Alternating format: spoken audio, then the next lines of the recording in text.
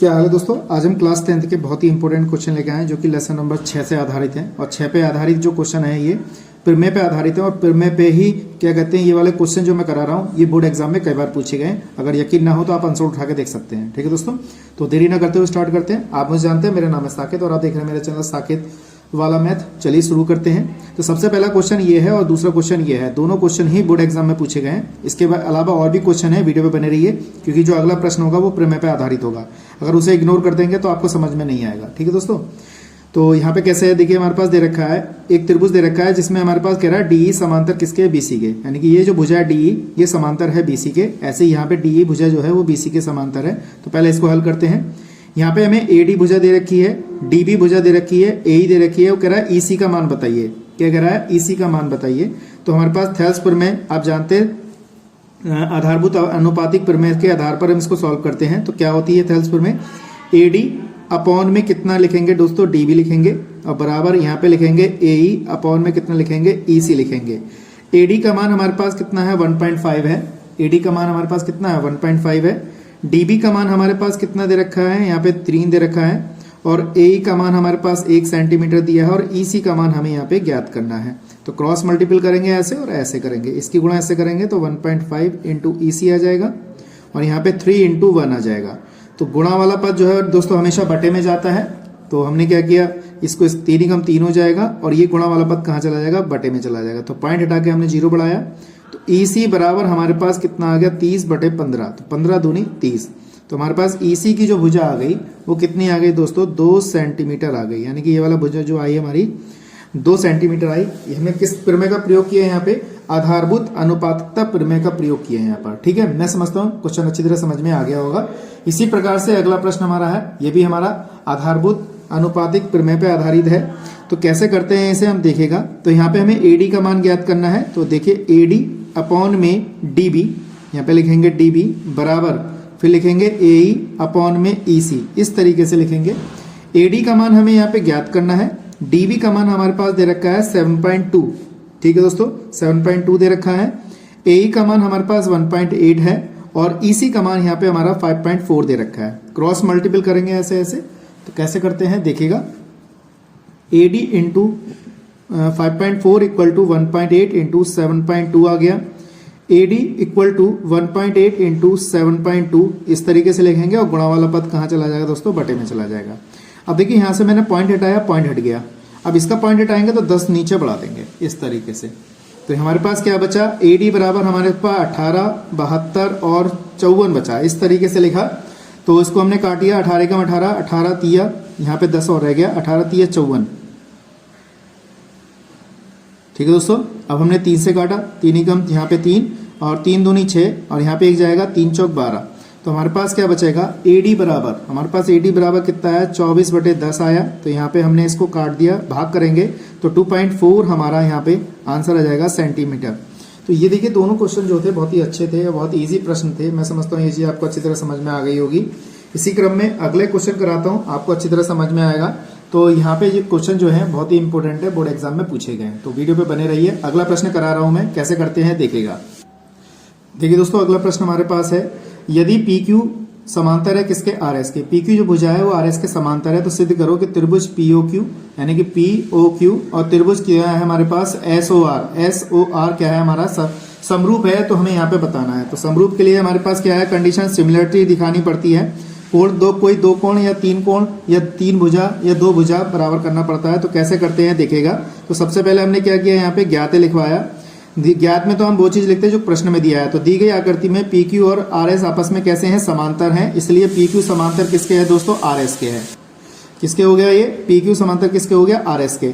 इसी का सिद्ध क्या करना है हमें, पीओ क्यू समरूप है किसके, एसओ आर के। तो हमने यहाँ पे लिख दिया। और उत्पत्ति कैसे करनी है वो चीज समझनी है आपको। तो उत्पत्ति में ज्यादा लिखने की जरूरत नहीं है, बस थोड़ी चीज लिखने की जरूरत होती है। कैसे लिखेंगे इसमें देखिए हमारे पास, तो हम लिखेंगे त्रिभुज पीओ क्यू और त्रिभुज एसओ आर में लिखेंगे। तो यहाँ पे लिख देंगे पी, ये जो भुजा दे रखी है यहाँ पे पीओ जो है हमारे किसका है, यानी पी क्यू जो है समांतर है किसके दोस्तों, आर एस के। ये हमें यहाँ पे क्या है, ज्ञात है। लेकिन हमें ये चीज पहले लिखनी है, कोई बात नहीं। तो यहाँ पे हमारे पास ये जो कोण दे रखे हैं इसमें 3 चीजें बराबर करनी है। एक तो लिख देंगे कोण पी जो है वो हमारा एस के है। यहाँ पे कैसा कोण है, एकांतर कोण होगा। कैसे, ये वाला जो कोण होगा पी, ये इस एस के यहाँ पे कैसा होगा, समांतर। ऐसे ये देखिए जेड बन गया, जेड के अंदर बने हुए कोण कैसे होते हैं, एकांतर होते हैं। तो यहाँ पे लिख देंगे हम एकांतर कोण है। कैसा कोण है दोस्तों, एकांतर कोण है। यहाँ पे लिख देंगे एकांतर कोण है। ऐसे ही इसी प्रकार से ये वाला कोण भी हमारा क्या होगा, इसके समांतर होगा, यानी कि ये भी एकांतर कोण होगा। तो यहाँ पे भी लिख देंगे, एंगल लिख देंगे एंगल क्यू बराबर किसके, एंगल आर के। तो ये भी लिख देंगे एकांतर कोण है। क्या है दोस्तों, एकांतर कोण है। ये लिख दिया हमने। अब हमने दो कोण तो बराबर कर लिए, एक भुजा बराबर कर लीजिए या कोण बराबर कर लीजिए, तीनों कोण ही बराबर कर लीजिए। इसलिए पी ओ क्यू, यहाँ पे लिख देंगे पी ओ क्यू, यानी कि ये वाला जो कोण है ये इसके बराबर होगा, क्योंकि शीर्षाभिमुख कोण है। कैसा कोण है, शीर्षाभिमुख कोण है। तो लिख देंगे पी ओ क्यू बराबर है कोण, यहाँ पे लिख देंगे एस ओ आर। तो ब्रैकेट में लिख देंगे शीर्षाभिमुख कोण है, शीर्षाभिमुख कोण है, यहाँ लिख देंगे शीर्षाभिमुख कोण है। इसलिए त्रिभुज कैसे हो गए हमारे, ये सिमिलर हो गए, यानी कि समरूप हो गए। त्रिभुज पी ओ क्यू समरूप त्रिभुज है किसके, एस ओ आर के। तो ये चीज हमें क्या करनी थी, यहाँ पे प्रूफ करनी थी। सारे सवाल इंपॉर्टेंट है, पेपर में आए हुए हैं जो मैंने यहाँ पे कराए, ये बात ध्यान रखिएगा, क्योंकि सभी इंपॉर्टेंट क्वेश्चन है। एक क्वेश्चन और है इंपॉर्टेंट, वीडियो पे बने रहिएगा। चैनल पहली बार आए, चैनल को सब्सक्राइब जरूर करिएगा, क्योंकि ऐसे इंटरेस्टिंग वीडियो मैं लाता रहता हूँ। ठीक है दोस्तों, तो कैसे करते हैं अगला सवाल देखिएगा। तो देखिए दोस्तों, अगला प्रश्न हमारे पास है, आकृति दे रखी है 6.35 में, ओडीसी समरूप है किसके, ओबीए के। ठीक है, ओडीसी समरूप किसके है, ओबीए के। तो कह रहा है बीओसी हमारे पास, यानी कि बीओसी हमारे पास कितना दे रखा है, 125 दिया हुआ है। और वो कह रहा है सीडीओ, यानी कि सीडीओ हमारे पास 70 डिग्री, यानी कि 70 डिग्री दे रखा है। कह रहा है डीओसी, यानी कि डी, यानी कि ये वाला कोण हमें ज्ञात करना है, डीओसी। डीसीओ, यानी कि डीसी, ये वाला कोण ज्ञात करना है। और ओएबी, यानी ओ ए और बी, यानी कि ये वाला कोण हमें यहाँ पे ज्ञात करना है, यानी कि 3 कोण हमें ज्ञात करने हैं। तो कैसे करते हैं देखिएगा। तो सबसे पहले हमारे पास अगर देखा जाए तो एक ये सरल रेखा है, तो सरल रेखा पे बनी हुई है, ये वाला पूरा कोण 180 डिग्री का होता है। तो ये कोण प्लस ये कोण बराबर 180 डिग्री। तो इससे हम ये वाला कोण निकाल लेंगे, तो निकाल लेते हैं। तो सरल रेखा पे बना हुआ कोण कैसा दिखे, लिखने का तरीका हमारे पास डीओसी प्लस का कोण हो जाएगा बीओसी, लिख देंगे बीओसी बराबर कितना, 180 डिग्री। डीओसी हमें ज्ञात करना है, डीओसी हमें ज्ञात करना है दोस्तों। बीओसी का मान हमारे पास 125 दिया है, तो 180 डिग्री आ गया। तो डीओसी बराबर 180 माइनस 125। तो एंगल डीओसी हमारे पास कितना आ जाएगा दोस्तों, यहाँ पे 5 आ जाएगा। और यहाँ पे कितना बचेगा हमारे पास, यहाँ पे बचा ये 7 बचा, 7 में से 2 जाएंगे तो 5, 7 में से 2 गए तो हमारे पास कितना बचेगा, 5। तो हमारे पास ये 55 डिग्री का कोण आ गया। तो ये वाला कोण कितना डिग्री का आ गया, 55 डिग्री का। अब हमें ये वाला कोण ज्ञात करना है, तो भाई त्रिभुज, ये त्रिभुज बनना है, तो त्रिभुज के तीनों कोणों का योगफल 180 डिग्री होता है, तो उसको लिख लेते हैं। तो त्रिभुज डीओसी में, यहाँ लिख देंगे त्रिभुज डीओसी में। तो एंगल कहीं से स्टार्ट कर लीजिए आप, यहाँ से स्टार्ट करते हैं, वहीं से स्टार्ट कर लीजिए, COCD या DCO प्लस, यहाँ से स्टार्ट कर लीजिए DCO प्लस का COD प्लस का ODC बराबर कितना, 180। DCO हमें ज्ञात करना है, DCO ये वाला कोण हमें पता है कितना, अभी 55 आया था, ये वाला कोण हमारे पास है 70 डिग्री, तो 180 डिग्री आ गया। तो DCO और 55 ये कितने हो गए हमारे पास, 5 7 5 12, 125 और 180 डिग्री, इस तरीके से लिखा मैंने। तो DCO बराबर 180 माइनस 125 डिग्री हो जाएगा। तो DCO बराबर इसमें से घटाएंगे तो 55 डिग्री आ गया ये भी। तो 180 में से जब हम 25 घटाएंगे तो ये भी 55 डिग्री आएगा। तो हमारा ये वाला कोण भी कितना आ गया दोस्तों, 55 डिग्री आ गया। अब वो कह रहा है ये वाला कोण और बताइए। अगर देखा जाए ध्यान से तो ये जेड बन गया, तो जेड के अंदर बने हुए कोण एकांतर कोण होते, तो ये भी दोस्तों 55 डिग्री होगा।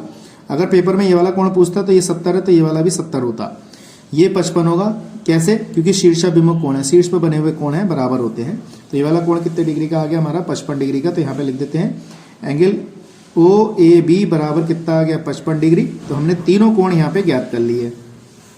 मैं समझता हूँ ये आपको अच्छी तरह समझ में आ गई होगी वीडियो, क्योंकि बहुत इंटरेस्टिंग क्वेश्चन है और बोर्ड एग्जाम में पूछे गए हैं, तो इसको जरा ध्यान से समझिएगा। ठीक है दोस्तों, अगली बार जो अगले सवाल लेके आऊंगा नेक्स्ट वीडियो में बहुत ही अच्छे लेके आऊंगा, लेकिन बहुत इंपॉर्टेंट लेके आऊंगा, सारे इंपॉर्टेंट क्वेश्चन। ठीक है दोस्तों, तो कैसे कर देंगे आप वीडियो पे बने रहिएगा। ठीक है दोस्तों, आज के लिए इतना ही, नेक्स्ट वीडियो मिलेंगे। जय हिंद, वंदे मातरम।